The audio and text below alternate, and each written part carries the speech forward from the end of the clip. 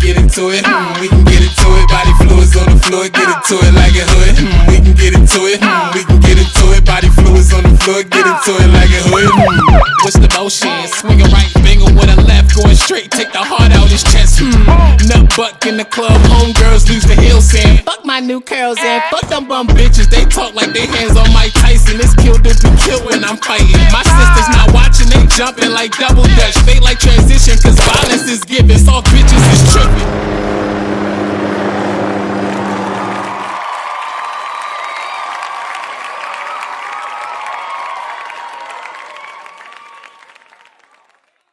Got a little bit of TikTok relationship advice, so that's what we're about to tune into. You know what I'm saying? So, you ready to roll? I'm always ready. All right. Let's get it. These are some tips I have for girls that you think would be obvious, but apparently they're not. Ladies, I'm not hating. I'm speaking from experience because I've done every single one of these things, and it does not end well, okay? So y'all gotta trust me. They know. When we make private stories and just... Wait, she's cute. Oh, yeah, she's a baddie. Wowie. What's her name? Saharrooo. Benda Short. Holla at your boy. I think it's the eyelashes. This is the eyelashes. No, I don't like big eyelashes. No. Eyelashes like this, like I'm like, you're gonna tsunami. Girls and fake eyelashes. We can see that those aren't your eyelashes. Who the Like, fuck's got eyelashes like this? What? It's just crazy. when they fall off. Oh hell no! And you find them in your apartment. Ew! What the fuck? Put on a fake beard, like. Yeah, it's like it's putting on a big ass beard. Some chick's like, hey, and it falls off. Not like the whole thing though. Not like one little strand, like the whole thing, and your whole face is missing. Oh, my bad. Let me just pick it up. Go to the bathroom, put my beard back on. Oh, less is best. Yeah, less is best. It even rhymes. Yeah, make notes, ladies. Hey, but if it makes you feel comfortable, you do it.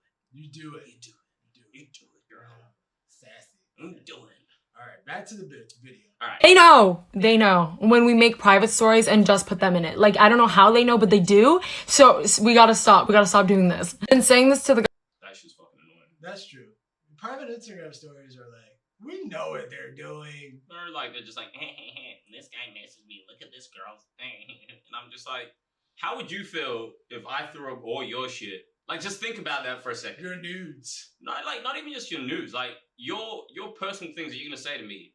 Imagine if I showed that to, I don't know, 200 of my 50 close friends. Just before you do that, just think about that. How would it make you feel? Because I know for a fact, you'd kick up a fucking shitstorm. Yeah, if the roles were reversed, you wouldn't want your... This guy's a piece of shit. All over... He's put out a private conversation all up everywhere. That's a ladies thing though. Ladies are such communal thinkers. Nah. I'm sorry, that might sound sexist, but you guys really care about what other women think. We're men, we're independent thinkers. Like, I like, for me, if a guy like... I don't need your feedback to tell me whether she's hot or not. That's your preference. That's weird. It's your preference, and your own preference is like... And usually guys do it with one friend. Yourself. It'll be one friend that gets to see the conversation. Yeah. Whereas I've seen on girls, there's like a whole classroom. A whole classroom of people. What the fuck? They're like 12 girls all looking at one person. One person, and they're just like... He's hot, isn't he? I see what he said there. What, does it take 13 people to reply to a message? That's a whole team. That's a whole village. It's essentially, I think it's like, so it's so you can feel confident about what you're doing, but I feel like you should be aware of what the fuck you're doing before you get involved. Like, and also, like, maybe ask the guy, because he'd probably be like, yeah, don't send our conversation to your girl. Yeah, that is so cringy, man. Honestly, like, I think that and meeting a group of girls' friends when you're new, when you meet someone's social group, but you're not tight with the girl yet. Oh. You know what I mean? Okay. I kind of... I can deal with it in a club setting, maybe. I feel maybe she's trying to just vibe you out. It's sort of like social proof. I feel like they're trying to see how well you gel with the group socially, whatever. So I get that. Going into her world, and if they're already single, I feel like they're gonna look at you like, he's gonna take our girlfriend away. We can have a hot girl summer party with her, and now this guy is coming into the picture. That's a problem. That And for me, the other red flag is the gay mate. The one No, gay mate. For me, that's a red flag. You can win his attention and try to kiss his butt, but I think at the end of the day, he's gonna look at you and go, nah, girl, I don't approve of him. What? Mm. I don't know. I like a gay best mate. If you got a gay best mate, yo. That shit for me is a red flag. I mean, it's cool to have your mates, but like I said, it's that whole being single thing and The same. I think what he's trying to say, like if you ever go out and one of your girl mates pull, why is it always, no offense, but Jesus, the most girls always like, ooh, no, you're not going home with him. they will cock block. That's my only thing. They will cock block, And the girls will say, like, I feel people in the comments or whatever will be like, it's for safety reasons. Yeah. It's like, you're a stranger and we don't really quite know you. And I'm like, I'm not seeing you. And I'm not seeing you. You know what's funny? Even if you knew the guy, he could be in your friend group and you've known him for years, and this is going to sound really hardcore. I've heard of some very terrible things that have happened to girls. Guess what? It happened to them in their friend group who everyone knew. One girl that I knew, it was actually her boss. At a party. Yeah, a lot of these... So you can know the person and still get hurt, and it can be a total stranger and not get hurt. So the logic, and they say when those things happen, those bad sexual things or whatever you want to say, it's usually the closest person to you. It's not always a stranger. Yeah, some sort of assault or grape. We call it grape. That's a technical term. Yeah, raping. It's usually not the stranger. It's usually it's someone that you trust the most. It's in the social Usually group. it's like, oh, my best guy mate did this. And the stories I've heard in my time, it's actually someone in their friend group that they trust. Yeah. Because the person you trust is the person you're going to let in the most. Yeah, that's the one you're going to be most comfortable in. You let them and you're going to bring down your walls around that person, but not the stranger. There's people that they'll eye you out like at a job that you're at or something. You're working a 9 to 5 and they're just spotting you, like they're gonna wait to the company party to really try to make their move, like the Christmas party or the end of the year party. And they just try to see how intoxicated you get and see like they've been dropping hints throughout the year that like, I'm trying to take a coffee break with you because I'm trying to say like I dig you. So it's those people that you're comfortable with the most that can make you the most vulnerable and liable to be in a position that you might not even want to be in. So I agree. So that argument of, I'm just trying to keep it safe. No, you're not. Who are you, Spider-Man? You spider senses tingling?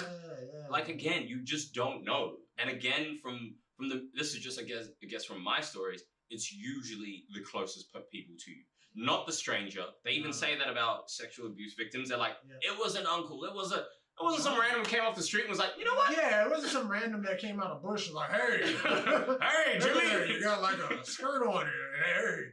Hey. No, it's normally someone in your group that you saw at a party or you met at a party, you met with a best friend, and they eyed you out, and they've been eyeing you out for a while. Yeah.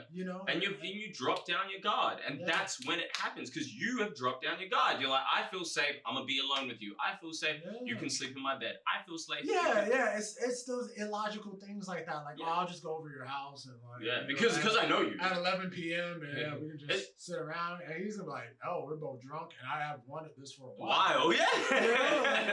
So you just gotta be socially privy of what you're doing. And for me, I feel like that's bad parenting for somebody's parents. Like to not advise your daughter about party scenarios and what's best. I had a chick that wanted to talk to me at one point, and she went into this long ramble about how she was raped and she doesn't really trust men. And I'm just like, I didn't know what to say to her. I'm just like, I'm sorry for your story. Yeah. It's unfortunate, but no offense. If you were at a party at a certain age and you weren't really advised about these dangers, that's a parenting issue. That has nothing to do with me. Talk to your parents about like, hey guys, you guys kind of let me run free and didn't really advise me. But I didn't know how to take that. Like she projected her experience and choices on me, and I was like, oh God, I had to let her go. I was like, I wish you well, but I'm not your therapist. I wouldn't know what to do in that situation, but all you can be is like, listen, that's sad. Yeah. I think try to empathize with them, but like at the same time, it's like you're gonna be aggressive towards me because you made some choices. Like we learn from our mistakes. But what homegirl here, Yeah, with social circles. Yeah. Social circles. Yeah, don't share stories. Don't share your stories Between your friends, about guys. But like that's back to the point of what I was saying with like being introduced to a group of ladies that you don't know. Yeah. That's what I meant. That's what he was kind of getting at. I was just getting at like yeah, you can meet her at a party scenario. Yeah. Like, yeah, you can go meet the friends and stuff, but do understand you're being sized up by a bunch of strangers, and if they're all single and their girl's about to get taken, it's to their detriment. They're about to lose their friend that they might might not be happy about it. They might be 304 hoeing with, you know? They might lose their friend from hoeing, and they're like, no, like, you can't have this new guy coming here. It's like, we got a cock block and get rid of him. So, yeah. Hey.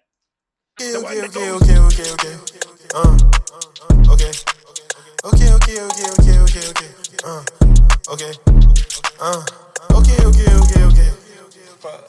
If it asks me where I'm from,